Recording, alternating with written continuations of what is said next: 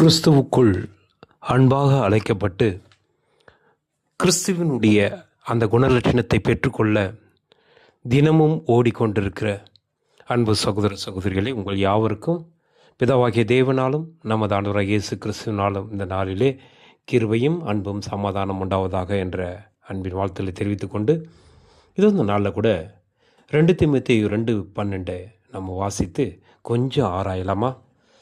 அன்றியும் கிறிஸ்து இயேசுவுக்குள் தேவ பக்தியாய் நடக்க மனதாயிருக்கிற யாவரும் துன்பப்படுவார்கள்.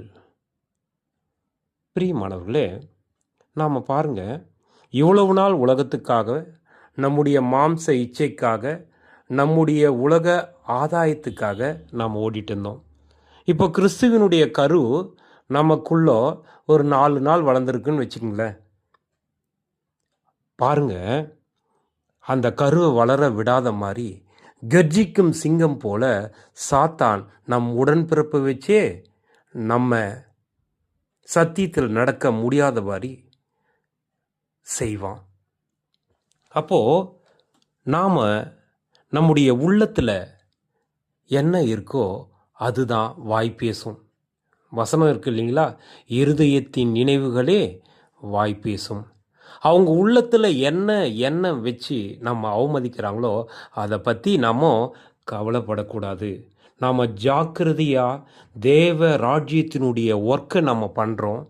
தேவனுக்கு சித்தமான காரியத்தை இயேசு கிறிஸ்து எப்படி கொஞ்சம் கொஞ்சமாக அந்த 30 வயசில் ஆரம்பித்து அந்த 3.5 வருஷம் முடித்தாரோ அது மாதிரி நம்மளுக்கு 4 நாள் ஆரம்பிச்சிருக்கு. இப்போ இந்த 4 நாள்லேருந்து தொடர்ந்து நம்ம உயிரோடு இருக்கிற வரலும் இந்த கொஞ்ச நாள் நல்லவளா இருந்து பார்த்தா, அந்த ருசித்து பார்த்தா கிறிஸ்துவனுடைய அன்பு நம்மளுக்கு தெரியும் இல்லையா பிரியமானவர்களே? அப்போது நாம் தேவ மனதாய் நடக்க விரும்பும் யாவரும் துன்பப்படுறோம். அப்போது இந்த நீதி நிமித்தம் வர்ற இந்த துன்பம் நல்லது. அப்படி ஏன் நல்லது அப்படின்னா, தேவ மனது நம்மளுக்குள்ள வந்துடுச்சு. கிறிஸ்துவினுடைய கரு நமக்குள் உருவாகிடுச்சு. அதுக்கு நம்ம சர்ச்சுக்கு போய் தான் உருவாகணும்னு இல்லை. நம்ம இருக்கிற இடத்துல இப்போ பேசுகிற நேரத்தில் கூட கிறிஸ்துவனுடைய அந்த தேவனுடைய வார்த்தை நம்ம கேட்டால் அதை கேட்டு நாம் அதுக்கு நம்மளை அர்ப்பணிக்கணும். மரியாள் தன்னை அர்ப்பணித்தாங்கல்ல. அவங்களுக்கு டவுட்டு இருந்தது, நான் கணவனை அறியேன்னு கிறிஸ்து எப்படி என் வயிற்றில் பிறப்பார் அப்படின்னு கேட்கும்பொழுது டவுட் இருந்தது. ரெஃபரன்ஸ் காமிக்கிறாரு. எலிசபெத் அம்மாவை போய் பாருங்கள், வயசான உங்களுடைய பாட்டி, அவங்களுக்கு குழந்தை பிறந்திருக்கு, அவங்களுக்கு கர்ப்பமாக இருக்காங்க, 6 மாதம் கர்ப்பமாக இருக்காங்கன்னு சொல்கிறார் கேப்ரியல் தூதர். அப்போ நம்மளுக்கும் டவுட் இருக்கும். தேவனிடத்தில் கேட்டால் கிதியன் போல பயந்தா நம்மளை பலப்படுத்துவார்.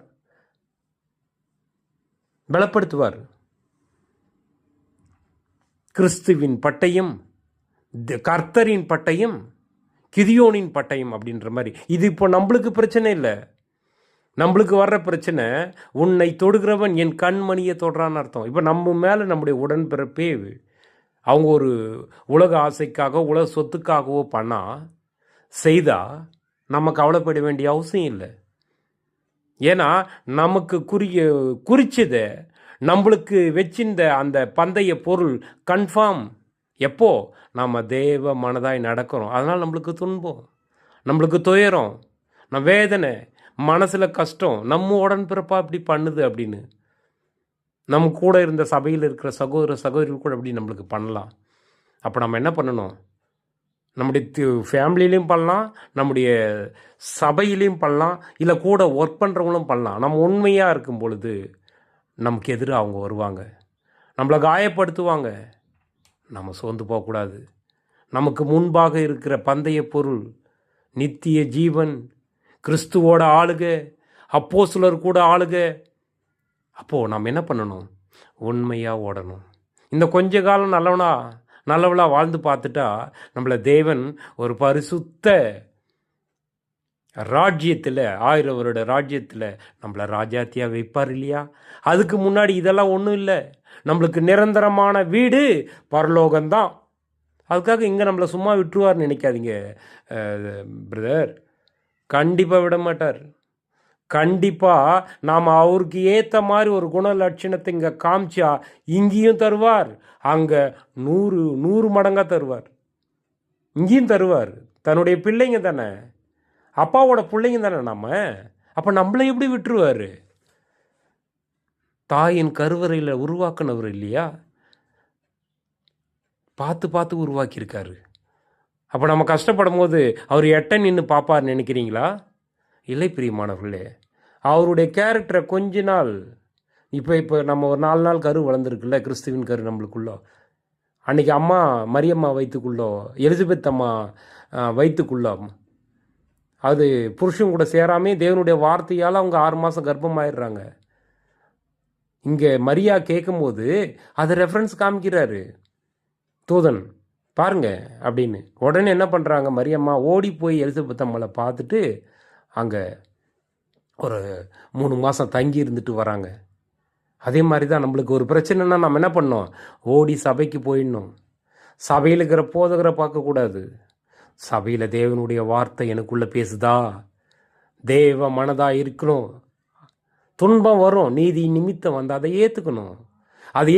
அது நம்மளுக்கு ஆசீர்வாதமாக மாறும். இது இல்லை, இதை விட 100 ஒரு கிஃப்டை தேவன் நம்மளுக்கு தருவார். ஒன்று போனாலும் சரி, அழகான கிஃப்டை தேவன் தருவார். இந்த உலகத்துலேயும் தருவார் பிரியமானவர்களே. அப்போ என்ன பண்ணோம், நிரந்தரமான வீட்டுக்கு, நிரந்தரமான பரலோக வாசிக்கு, நிரந்தரமான கன்னிமரியாள் அப்போஸ்தலர்கள் அந்த பரிசுத்தவான்களுடைய கூட்டத்தில் நாம் போய் சேரணும்னா கொஞ்ச காலம் இந்த பாடை நம்ம அனுபவிச்சாதான் என்ன பிரியமானவர்களே, அனுபவிக்கலாம் இல்லையா? அப்போ பாருங்கள், ஆர்வத்தோடு செய்யணும். இதை பரிசுத்தாவியை கேட்கணும். அப்பா இதை தாங்க முடியல, இந்த வேதனை எனக்கு, என் உடன்பிறப்பு, என்னுடைய சபை, என்னுடைய குடும்பத்தார் வேதனை தராங்க, இதை என்னால் தாங்க முடியலப்பா, எனக்கு மனசு ரொம்ப கஷ்டமாக இருக்குது, உங்களது பரிசுத்தாவியை கொடுத்து திடப்படுத்துங்க அப்படின்னு கேட்டால் செய்வார். நம்ம அப்பா செய்வார், கிறிஸ்து மூலமாக தான் செய்வார். கெத்செமனே தோட்டத்தில் கிறிஸ்துவும் அந்த மரண வேதனை எல்லாம் எப்படி நடக்க போகுதுன்னு அவருக்கு நிறைய தெரியும், முன்னாடியே தெரியும். நம்மளுக்கு தெரியாது அடுத்து என்ன அவங்க நினைக்க போகிறாங்க, என்ன செய்ய போகிறாங்க, என்னென்னா நம்மளை ஏமாற்ற போகிறாங்க தெரியாது.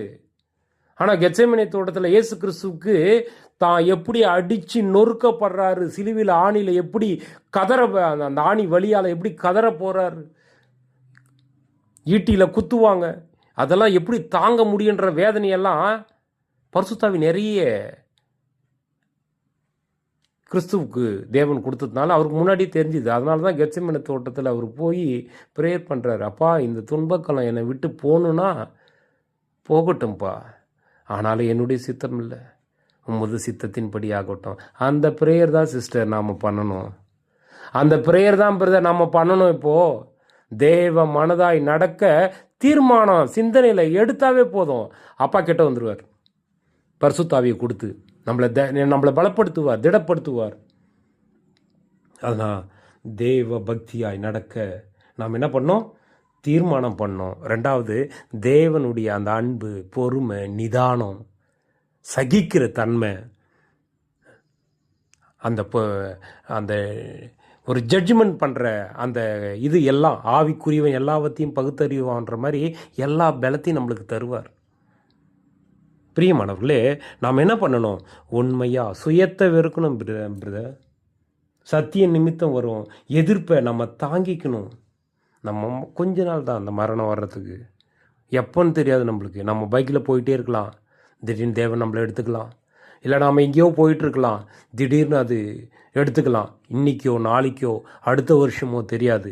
சீக்கிரமாக தேவனுடைய ராஜ்யம் தொடங்குறதுல நாம் போய் அங்கே நிற்கிறதுக்கான நாள் நெருங்கிட்டுருக்கு.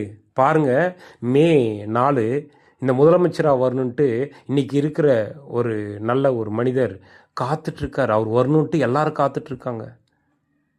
பிரியமானவர்களே, நாம் கூட இந்த கொஞ்ச நாள், இந்த 1 வருஷமோ 6 மாதமோ இல்லை கொஞ்ச நாளோ, இந்த 3ஆம் உலக போர் ஸ்டார்ட் ஆகிறதுக்கு முன்னாடி நம்ம என்ன பண்ணோம், தேவமானதாய் கொஞ்ச நாள் நம்ம நடந்து பார்த்தா நம்மளுக்கு ஓட்டு இந்த உலகத்தான் வந்து போட்டு தான் இன்றைக்கி முதலமைச்சர் ஆகணும் இந்த உலகத்தில், இந்த சாத்தான உலகத்தில். ஆனால் நாம் இப்போ வரப்போகிற ராஜ்யத்தில் நாம் ராணியாக உட்காரணும்னா தேவனும் இயேசு கிறிஸ்து 2 பேர் ஓட்டு போட்டால் போதும். டெய்லி நம்ம கேரக்டர் குணலட்சணத்தை, நிதானத்தை, நம்முடைய பொறுமையை, நம்முடைய அன்பை, நம்முடைய சகிக்கிற தன்மை, நம் பாடுகள் மத்தியில் தாங்குற அந்த வலியை அவர் பார்த்துட்டு அதில் நாம் உண்மையாக நடந்துட்டோம்னா தேவனும் கிறிஸ்துவும் இன்னைக்கு டெய்லி நம்மளுக்கு ஓட்டு போடுவாங்க. இந்த ஓட்டு இருந்தால் போதும் பிரதர், நம்ம தேவனுடைய ராஜ்யத்தில் போய் நின்றுடலாம். எவ்வளோ பெரிய மகிமை தெரியுமா? அங்கே அழுகை இல்லை, பற்கடிப்பு இல்லை, அங்கே இதெல்லாம் கிடையாது. இந்த வலிகள், வேதனைகள், இன்னைக்கு பெண்கள் படுற வேதனை, பல பிரச்சனைகள், எந்த இதுவும் இருக்காது. அங்கே எப்போதும் சந்தோஷம்.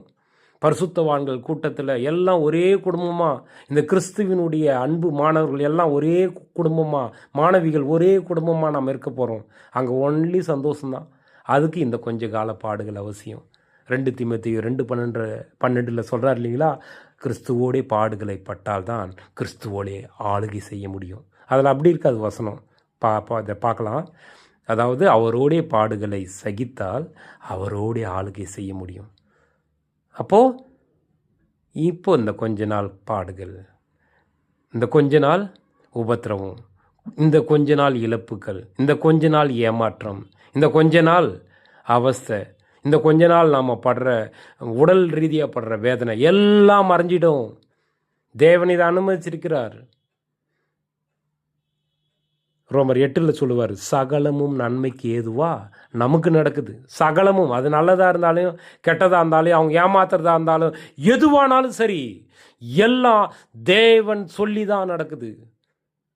தேவன் பர்மிஷன் கொடுக்குறார் சாத்தானுக்கு. அன்னைக்கு யோபுக்கு உத்தமனா சன்மார்கனா நடக்கும் பொழுது பாரு, உத்தமன் இவன் தான், என் உத்தமன் இவன் தான், என் சன்மார்கன், சுத்தமானவன், பரிசுத்தவான் தேவன் சொல்லும் பொழுது பிசாசு சொல்கிறான், நீ என்ன அவனுக்கு எல்லாம் நல்லா தானே பண்ணுறீங்க நீங்கள், அதனால தான் அப்படி சொல்கிறான். அவங்க இதெல்லாம் எடுத்துப்பார்.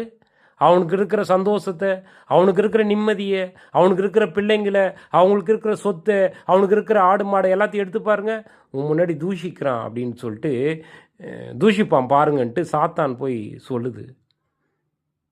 அப்போ தேவன் சொல்கிறார், அவன் உயிரை மட்டும் வச்சுட்டு நீ எல்லாத்தையும் எடுத்துருன்றாரு. எல்லாத்தையும் எடுத்துரு அப்படின்னும் போது பாருங்க, அவனுடைய மனைவி கூட, யோபின் மனைவி கூட சொல்கிறாங்க, அந்த அவருக்கு சொத்து போகுது, நிலம் போகுது, ஆடு மாடு போகுது, ஒட்டகம் கழுதை எல்லாம் போகுது. கடைசியில் சொந்த பிள்ளைங்க 7 குமாரர் 3 குமாரத்தி போகிறாங்க. அப்போ கூட அவர் ஒன்றும் பண்ணல, தூஷிக்கலை, அமைதியாக இருக்கிறார் யோபு. அதுபோல் நாம் இருக்க முடியாது. இன்னும் கொஞ்ச நாள் தானே. கெட்டவனா நாம் எப்படி ஆடி இருப்போம், அதெல்லாம் தேவன் பார்த்துட்டு இருந்தார்ல. அப்போ நம்மளை அழிக்கல, அவர் அழிச்சு அப்படியே நிர்மூலமாக்கல. ஏதோ ஒரு காரணத்துக்காக தான் நம்மளை வச்சுருந்துக்கிறார் இவ்வளோ நாள். அந்த காரணம் இதுதான். இப்போவாவது கிறிஸ்துவனுடைய கருவை 4 நாள் வாங்கியிருக்கோம். இன்னும் கொஞ்ச நாள் அந்த கருவை அப்படியே வளர்க்கணும், அழிச்சிடக்கூடாது. ஒரு அம்மா வயிற்றுல ஒரு சின்ன கரு உருவாக்கிட்டா என்ன பண்ணுறாங்க? பப்பாளி பழம் சாப்பிட மாட்டாங்க, அந்த குழந்தைக்கு தேவையான போஷாக்கு சாப்பிடுவாங்க. அது மாதிரி தான் கிறிஸ்துவின் கரு நம்மளுக்குள்ளே உருவாயிடுச்சு. இப்போ நிதானம்ன்ற ஆவியின் கறி, அன்புன்ற ஆவியின் கனி, சந்தோஷம்ன்ற அன்பு, சந்தோஷம், சமாதானம், நீடிய பொறுமை, தயவு, நற்குணம், விசுவாசம், சாந்தம், இச்சையடக்கம் என்ற அந்த கனிகளை வாங்கிக்கணும் இல்லையா? அது வாங்கினா தான் பிரியமானவர்களே. ஆக நாம் என்ன பண்ணணும்? ஒவ்வொரு நாளும் வாங்கி நம்ம பலப்படணும், அந்த கருவை வளர்க்கணும். அந்த கிறிஸ்துவனுடைய கரு நம்மளுக்குள்ள சிந்தனையில் உருவாயிருக்கு, அது நாளுக்கு நாள் வளர்க்கணும். பிரச்சனை வரும், அதை மேற்கொள்ள பரிசுத்தாவியை நம்ம கேட்கணும். இந்த உலகத்தில் கெட்ட ஆவி இருக்குது. அதுதான் இந்த உலகத்தை இன்னைக்கு இருக்கிற பொல்லாத ஆட்சியாளர்கள் நம்மளை ஆண்டுட்டு இருக்காங்க. சாத்தானுடைய கண்ட்ரோலில் இருக்காங்க அவங்க. நாம் தேவனோட கண்ட்ரோலில் இருக்கோம். நாம் ஏன் பயப்படணும் சிஸ்டர்? நாம் ஏன் பயப்படணும் பிரதர்? நாம் தேவனோட கண்ட்ரோலில் இருக்கிறோம். தேவன் நம்மளை சும்மா விட்டுற மாட்டார். தேவன் நம்ம அவஸ்தைப்படும் போது எட்ட நிற்க மாட்டார், பக்கத்தில் இருக்கிறார். தூதர்களை கொடுத்துருக்கிறார். நாம் செய்கிற நல்லது ஒவ்வொன்றும் இப்போ அப்படியே ரெக்கார்ட் ஆகி பரலோகத்தில் போயிட்டு தேவன் முன்னாடி அங்கே சப்மிட் ஆகுது. சாத்தான் நம்மளை உபத்திரவம் பண்ணுறதுக்காக தேவன்கிட்ட பர்மிஷன் வாங்கி நம்மளுக்கு இழப்பை ஏற்படுத்த பிளான் பண்ணுவான். தேவன் விட்டுற மாட்டார், சோதிக்க தான் அனுமதிப்பார். ஆனால் தேவன் தான் சொன்னதை செய்வார். அவர் பொய் சொல்கிற தேவன் இல்லை. தான் பிள்ளைங்களை அவர் கைவிட்டுற மாட்டார். தான் பிள்ளைக்கு கிடைக்க வேண்டிய ஆசீர்வாதத்தை அவர் எடுத்து இன்னொருத்தருக்கு கொடுத்துட மாட்டார். ஃபஸ்ட்டு பிள்ளைங்க தான். அதுக்காக தான் நம்மளை உட்கார வச்சு கிறிஸ்துவனுடைய கரு நம்மளுக்குள்ளே வரணுன்ட்டு ஒவ்வொரு நாளும், ஒவ்வொரு மணி நேரமும், ஒவ்வொரு செகண்டும் நம்ம கூட பேசிகிட்டு இருக்கார் கிறிஸ்து மூலமாக. நம்மளுக்கு ஒரே டீச்சர் இயேசு கிறிஸ்து மட்டும்தான். பரிசுத்தாவின்றது தேவனோட பவர். அந்த பவர் நம்மளை நிதானமாக நடக்க வைக்க உதவி பண்ணும். நம்மளை ஏசுறவங்கள மத்தியில் நாம் அன்பை காமிக்கிச்சு, சகிப்பு தன்மையை காமிச்சு, பொறுமையை காமிச்சு, நிதானத்தை காண்பிக்க வைக்கிறது தேவனோட பரிசுத்த ஆவி. அது எங்கே, எப்போ, எப்படி கிடைக்கும் அப்படின்னு கிடைக்கும். நான் ஒன்றும் இல்லை பிரதர், இருக்கிற இடத்துல ஒரே நிமிஷம் கண்ணை மூடி அப்பா கிட்ட நம்முடைய உள்ளத்தை திறந்து, அப்பா எனக்கு பலத்தை கொடுங்க, பரிசுத்தாவியை கொடுங்க, இந்த பிரச்சனையை மேற்கொள்ள எனக்கு தைரியத்தை கொடுங்கப்பா அப்படின்னா தரமாட்டாரா? யோபு பாருங்க, தன்னுடைய ஃப்ரெண்டுங்கெல்லாம் சொல்கிறத வச்சு என்னை எதனா பண்ணிவிடுங்க, நான் என்ன பாவம் பண்ணேன் அப்படின்னு கேட்டு ஒரே வார்த்தை கேட்குறாரு. அப்போ தேவன் சொல்கிறாரு கோச்சிக்காமல், ஃப்ரெண்டுங்க பேச்சு கேட்டு பேசிட்டு இல்லை, இந்த சூரியனை அண்ட சராசரத்தில் நிற்க வைக்கும்போது நீ எங்கே இருந்த கேட்குறாருல, புரிய வைப்பார். கேள்வி கேட்டால் தேவன் புரிய வைப்பார். பிரியமானவர்களே, நம்ம பயந்துடக்கூடாது. இந்த உலகத்தை பார்த்து சாத்தானை நம்ம அப்படியே சொல்லி வென்றுட முடியாது நம்மளால். ஏன்னா அவன் பலத்தவன், அவன் கர்ஜிக்கும் சிங்கம், அவன் எதிர்த்து நிற்கலாம் தாவீதை போல. கோலியாத்து மாதிரி நம்மளுக்குள்ளோ இருந்த பழைய மனுஷன், நம்மளுக்குள்ளே ஒரு மனுஷன் இருப்பான், இத்தனை வயசு, நம்மளுக்கு எவ்வளோ வயசோ அதை கணக்கில் வச்சுக்கங்க. இந்த 4 நாளைக்கு முன்னாடி வரல எவ்வளோ வயசோ கணக்கில் வச்சுக்கோங்க. இவ்வளோ வருஷம் அவன் நம்ம கூட இருந்திருப்பான். இப்போ அவன் தான் விக்டர்னு வச்சுங்களேன். அப்போ இவ்வளோ நாள் அவன் பழைய மனுஷன் உள்ளே இருந்திருப்பான். இப்போ புதுசாக கிறிஸ்துவின் கரு வந்துடுச்சு. இது புது சிருஷ்டி விக்டர், இல்லை புது சிருஷ்டி உங்கள் பேர் போட்டுக்குங்க. இப்போ கிறிஸ்துவின் கரு 4 நாள் வளர்ந்துடுச்சு. கிறிஸ்துவின் கரு 4 நாள் வளர்ந்துடுச்சு. இப்போது அந்த பழைய மனுஷன், என் பழைய மனுஷன் இருக்கார்ல, எனக்குள்ளே இருந்தான்ல, இந்த பழைய இவ்வளோ நாள் இந்த பிசாஸ் கூடவே அவனுடைய காரியத்தெல்லாம் செஞ்சிருந்தால ஒரு விக்டர் சார், அவர் என்ன பண்ணுவார், புதுசாக அந்த விக்டர் சாரை சும்மா விட மாட்டார். நான் எவ்வளோ பலம், நான் சாத்தானுக்கு எவ்வளோ பலத்து இப்படி வந்திருக்கிறேன், உன்னை விடுவோம், நான் வளர விடுவேனான்னு நினைப்பார். அப்போது இந்த குட்டியாக இருக்கான் பற்றியா, வளர்ந்து 4 நாள் ஆன அந்த கிறிஸ்து என்கிற விக்டர், அவன் என்ன பண்ணும், தேவன்கிட்ட போயிட்டு பரிசுத்தாவியை கேட்கணும். இருக்கிற இடத்துல ஒரு நிமிஷம் ப்ரே பண்ணால் போதும், தருவார். அப்பா அவங்கள பரிசுத்தாவியை கொடுங்க, என்னை பலப்படுத்துங்க. இந்த கோலியாத்து மாதிரி இருக்கிற பழைய மனுஷனை இதை அந்த புதுசாக வந்துருக்கிற விக்டர் அடித்து நொறுக்கணும். அதுக்கு ஒரு கல்லை கொடுங்கன்னு. அப்போ ஒரு 5 கல்லை தருவாராம்.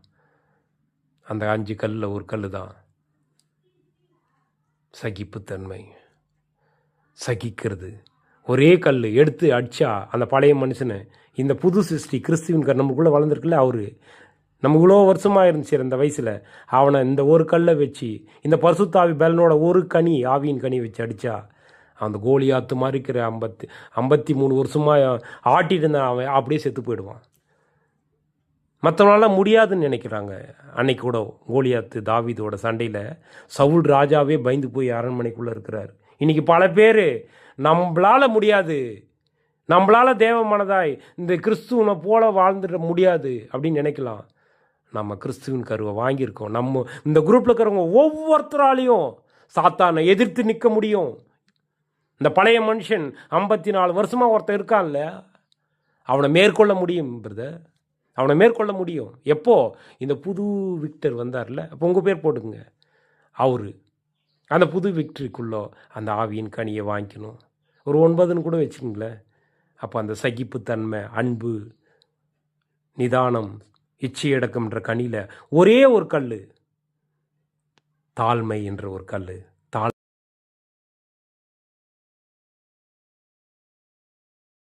தாழ்மையுள்ளவர்களுக்கோ அவர் கிருபை அளிக்கிறார்னு இருக்கு. பிரியமானவர்களே, நாம் தாழ்மையை காமிச்சா போதும், தேவன் நம்மை ஆசீர்வதிக்கிற தேவனாக இருக்கிறார். நம்மை ஆசீர்வதித்து அவர்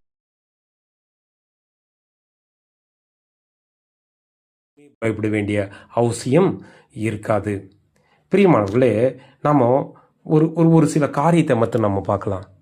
ஒரு சில காரியம் கிறிஸ்துவின் கரு நமக்குள்ளே உருவாயிடுச்சா? முதல்ல அதை செக் பண்ணிக்கங்க. உருவாயிடுச்சுன்னா நம்ம பயப்பட வேண்டியதில்லை. ஏன்னா ஏசாயா 53:1 சொல்லுது, நீ என்னுடையவன், நான் உன்னை மீட்டு கொண்டேன், நீ என்னுடையவன், நான் உன் பேர் சொல்லி அழைத்திருக்கிறேன். நம்மளை மீட்டுட்டு இருக்கிறாரு. நம்மளை சாத்தானுடைய அந்த பிடியில் 54 வருஷமாக இருந்தல, அதிலேருந்து என்னை மீட்டுட்டாரு. இப்போ நம்ம அந்த பேர் நமக்கு உங்கள் பேர் போட்டுக்குங்க, மீட்டுட்டாரு. இப்போது நாம் தேவனுடையவனும் கிறிஸ்துவுடையவளுமாய் நாம் இருக்கிறோம். இப்போ நாம் யாருக்கும் அடிமைப்படுறதில்லை. ஏன்னா நம்ம தேவனோட சொத்து. இப்போது உன்னை தொடுகிறவன் என் கண் மணியை தொடுறான்றார். உன்னை தொடுகிறவன் என் கண் மணியை தொடுகிறான். அப்போ பாருங்கள், எவ்வளோ பெரிய வாக்கு தத்துவம், எவ்வளோ பெரிய வாக்கு தத்துவம் பாருங்கள். ஆனால் நம்ம அதெல்லாம் யோசிக்கிறது இல்லை. இதெல்லாம் யாருக்கோன்னு இல்லை, நம்மளுக்கு தான் தேவன் ஒவ்வொரு வாக்கு தத்துவத்தையாக கொடுத்துட்ருக்கார். ஏன்னா நம்ம ராஜ்யத்தோட ஊழியத்தை தேவன் செய்ய நினச்சது போல் கிறிஸ்து செஞ்சார் 100%. அந்த 3 வருஷம் அழகாக செஞ்சு முடித்தார். அவர் ஒவ்வொரு காரியத்தையும் நம்மள மாதிரி தான் யோசித்து இது அப்பாவுக்கு பிடிக்குமா, இதை நான் இந்த லாசரை உயிரோடு எழுப்புறது அப்பாவுக்கு சித்தமா, அப்படி அதே மாதிரி அந்த 5 அப்போ 2 மீன் 5000 பேருக்கு கொடுக்கறதுக்கு முன்னாடி ப்ரே பண்ணுறாரு. அதே மாதிரி அவர் ரோல் மாடல் நம்மளுக்கு கிறிஸ்து தானே. தேவ மனதாக அவர் நடந்தார். தேவ மனதாக இயேசு கிறிஸ்து நடந்து ரோல் மாடல் மாதிரி ஒரு அடிச்சோட்டை வச்சுட்டு போயிருக்காரு. அடிச்சோட்டை வச்சிருக்காரு. இப்போ நம்ம அந்த அவர் இயேசு கிறிஸ்து எப்படி நடந்தாரோ, அவர் எந்த வழியில் போனாரோ, இடுக்கமான வழி, அந்த வழியில் நம்ம போனால் போதும். இந்த உலகத்தில் 2 வழி தான் இருக்குது, விசாலமான வழி. எல்லாரும் உலகத்தில் ஏதோ நம்முடைய தேவைக்காக யார் பின்னாடினாலையும் ஓடுறது. இன்னொன்று கிறிஸ்து பின்னாடி மட்டும் போகிறது, அது சின்ன பாதை. அதுதான் கிறிஸ்துவின் கருவை நமக்குள்ள தேவனுடைய வார்த்தையை கன்னிமரியால் உள்வாங்கின உடனே அவங்களுக்கு ஆசீர்வாதம் கிடைச்சிதா? அந்த வார்த்தையை கபிரியேல் தூதன் சொன்ன உடனே உள்வாங்கினாங்கல்ல. உள்வாங்கின உடனே என்ன பண்ணாங்க? கேள்வி கேட்குறாங்க. கேள்வி கேட்ட உடனே அதுக்கான பதிலை தூதன் சொல்கிறாரு. இது பாருங்கள், ரெஃபரன்ஸ் பாருங்கள். எலிசபெத் அம்மா வயசானவங்க, ஆசாரிய குடும்பம், வயசானவங்க குழந்தை பிறக்கலன்னு நினச்சிட்டு காத்துட்டு இருந்தாங்க. முதிர் வயதாக இருக்கிறாங்க, அவங்களுக்கு குழந்தை பிறக்குது. 6 மாதம் கர்ப்பமாக இருக்காங்க அப்படின்னு ஒன்று ஓடி போய் பார்க்குறாங்க மரியம்மா. அது என்னதுக்கு அடையாளம் தெரியுமா? நம்மளுக்கு தேவனுடைய வார்த்தை வந்த உடனே நம்ம என்ன பண்ணணும்?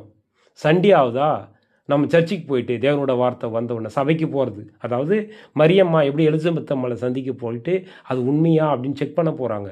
அங்கே போன உடனே அவங்க 2 பேரும் கலந்து பேசும்போது பாருங்கள், அவங்க வயிற்றில் இருக்கிற குழந்தை துள்ளுது. இப்போ நாமளும் இப்போ தேவனுடைய வார்த்தை இப்போ இங்கே நம்ம இதில் வாங்கிட்டோம். எங்கே இப்போ வாங்கிட்டோம், கிறிஸ்துவின்கர் 4 நாள் வளர்ந்துருச்சு. இப்போ நாம் என்ன பண்ணோம்? சண்டே சபைக்கு போயிடணும். அங்கே தேவனுடைய வார்த்தை நமக்குள்ளே கேட்கும் போது நம்முடைய சிந்தை மகிழும். அந்த குழந்தை துள்ளுது. கிறிஸ்து அங்கே உள்ள யோவான் ஸ்நானன் 2 பேரும் துள்ளுறாங்க. அது மாதிரி தான் கிறிஸ்துவின் கரு இங்கே நம்ம வயிற்றில் துள்ளுது இல்லை? ஆம்பளை பொம்பளை எல்லாருக்கும் துள்ளும். இப்போ துள்ளின உடனே சபைக்கு போனால் அங்கே தேவனோட வார்த்தை ஒன்று வரும். உங்களுக்கு ஆறுதலா, உங்களுக்கு புத்தி சொல்கிற, நம்மளுக்கு அட்வைஸ் பண்ணுற மாதிரி. அப்போது என்ன பண்ணோம்? நம்மளுக்குள்ள உற்சாகம் அடையும். அதனால் சபை கூடுதலை விட்டுறக்கூடாது. ஏதோ ஒரு சபைக்கு போயிட்டு அங்கே தேவனுடைய வார்த்தை உண்மையாக இருக்கான்னு பார்த்துட்டு அந்த சபைக்கு போயிட்டு அங்கே நம்ம இது பண்ணிக்கணும். எப்படி அன்னை மரியாள் போய் எலிசபெத் அம்மாவை சந்தித்த மாதிரி தேவனுடைய வார்த்தையை கபிரியேல் தூதன் மூலமாக வாங்கி தன்னை அர்ப்பணிக்கிறாங்க. பாருங்கள், என்ன ஒரு 1 hour பேசியிருப்பார் கபிரியேல் தூதர் மரியம்மா கிட்ட. 1 hour பேசுனதுக்கு தன்னை அர்ப்பணிக்கிறாங்க. நாம் பாருங்கள், 7 வருஷமாக கேட்குறோம், 7 வருஷமாக சத்தியம் கேட்குறோம். ஆனால் உணர்வு இல்லை நம்மளுக்கு. இன்னும் ஓடலாம். என்ன உலகம் அழியுதுன்னு இயேசு கிறிஸ்து வந்த நாள்லேருந்து தான் சொல்லுங்கிறார், மனம் திரும்புங்கள் பரலோக ராஜ்யம் வருதுன்னு. அவர் 2025 வருஷத்துக்கு முன்னாடி சொல்லிட்டு போயிட்டார். இன்னுமா அழியுது அப்படின்னு நினைக்கிறாங்க. இல்லை பிரியமானவர்களே, தேவ மனதாய் இப்போ நடக்கணும். நெருங்கிடுச்சு அந்த 7ஆம் சபை. வெளிப்படுத்தின சுவிசேஷம் 1 அதிகாரத்தில் பாருங்கள், எபேசு, சிமர்னா, அந்த பெர்கமு, தியேத்ரா, சர்தை, லவத்கேயா, அது மாதிரி 7 சபை இருக்கு இல்லைங்களா? அந்த 7 சபையோட கடைசி காலத்தில் இருக்கிறோம். அப்போ நம்ம என்ன பண்ணணும்? இப்போ உஷாராயிடணும். இப்போ உஷாராயிட்டா நாம் ராஜாத்தியாக போய் நிற்கலாம். நாம் ராஜாவாக போய் கிறிஸ்து முன்னாடி நிற்கலாம். அதுக்கு என்ன பண்ணணும்? கொஞ்சம் சுயத்தை வெறுக்கணும். இருதயத்தின் நினைவு வாய் பேசும். அப்போ நம்மளுக்குள்ளோ கிறிஸ்துவினுடைய கருவை, தேவனுடைய அந்த வார்த்தையை உள்வாங்கின ஒன்று அம்மா வயிற்றில், மரியம்மா வயிற்றில் கிறிஸ்து உருவான மாதிரி இன்றைக்கி தேவனோட வார்த்தை இப்போ நம்மளுக்குள்ளே வருது. இல்லை இந்த 3-4 நாளோ இல்லை இந்த ஒரு 7 வருஷமோ கரு உருவாகலையா? இப்போ உருவாகிறதுக்கு நம்மளை நம்ம இப்போ அர்ப்பணிங்க. தேவன் நம்மோட பேசுவார். தேவனுடைய கரு, கிறிஸ்துவனுடைய கரு இன்றைக்கி உங்கள் வயிற்றில் உருவாகும், சிந்தனையில் உருவாகும். இதுக்கு மேலே நீங்கள் பேசுகிற பேச்சு அப்பாவுக்கு பிடிச்சிருக்கா பிடிக்கலையான்ட்டு நீங்கள் யோசித்து பேசுவீங்க. நீங்கள் கிறிஸ்துவுக்கு ஏற்ற செல்ல பிள்ளையாக மாறிடுவீங்க. அவர் தன்னிடத்தில் வருகிறவனை நான் புறம்பே தள்ளுகிறதில்லைன்னு சொல்லியிருக்கார். அப்போது நாம் ராஜாவோட பார்வையில் விலையேற பெற்றவர்களாக இருப்போம். அப்போது கொஞ்ச நாள் பாடுகள் அனுபவிப்போம், கிறிஸ்துவோட ஆளுகை செய்வோம். தேவனுடைய சந்ததியாக, தேவனுடைய குடும்பமாக நம்ம இந்த 50-60 பேர் இருக்கோம். சரிங்களா? எல்லாரும் பரலோகத்தில் சந்திக்கிற அந்த வாய்ப்பை கூட தேவன் தருவார். கண்டிப்பாக தருவார். அவர் பொய் சொல்கிற தேவன் இல்லை. உலகத்தை அடிச்சு விடலாம், ஆனால் நம்முடைய அப்பா அப்படி கிடையாது. நம்மை பேர் சொல்லி அழைத்திருக்கிறார். நம்மளை உள்ளங்கையில் வரைந்திருக்கிறார். நம்ம எப்பேற்பட்ட கேரக்டராக மாறணும்னு. ஆனால் அவர் டைரெக்டாக எல்லாருக்கிட்டையும் அப்படியே மாற்றிட மாட்டார். உனக்கு தேவையானதெல்லாம் டைரெக்டாக உடனே உனக்கு கேட்குறதெல்லாம் டப்பு பண்ண மாட்டார். ஒரு வசனம் இருக்கும், சகரியா 2:7, பாபிலோனில் குமாரிடத்தில் இருக்கிற சியோனே, முதல்ல உன்னை விடுவித்துக்கொள், பிற்பாடு மகிமை உண்டாகும்னு இருக்கும். நாம் என்ன சொல்லுவோம்? முதல்ல எங்கள் அப்பா என் கடவுள் எனக்கு எல்லாத்தையும் தரட்டும், அப்புறமா நான் கடவுளை கும்பிட்றேன், அப்புறம் நான் சபைக்கு போகிறேன். அப்படி இல்லை பிரதர், அப்படி இல்லை சிஸ்டர். முதல்ல நான் தேவனுடைய கேரக்டரை உள்வாங்கணும், கிறிஸ்துவனுடைய கருவை நான் உள்வாங்கணும், பாபிலோன்லேருந்து வெளியே வரணும், கெட்ட காரியத்திலேருந்து நான் வெளியே வரணும். வெளியே வந்துட்டா பாபிலோனில் குடியிருக்கும் சியோனே, முதலில் உன்னை விடுவித்துக்கொள், பிற்பாடு தான் மகிமை உண்டாகும். நாம் என்ன ஃபஸ்ட்டு மகிமை உண்டாகட்டும், பிற்பாடு நான் இதாகிறேன். இது தேவ மனதாய் நடக்க விரும்புகிறவங்க கிடையாது, இது அகைன்ஸ்டாக வர்றவங்க. அப்போ அப்படி இல்லாமல் முதல்ல தேவனுக்கு பிடிச்ச குணலட்சணத்தை நம்முடைய செய்கைகளை காமிக்கணும்.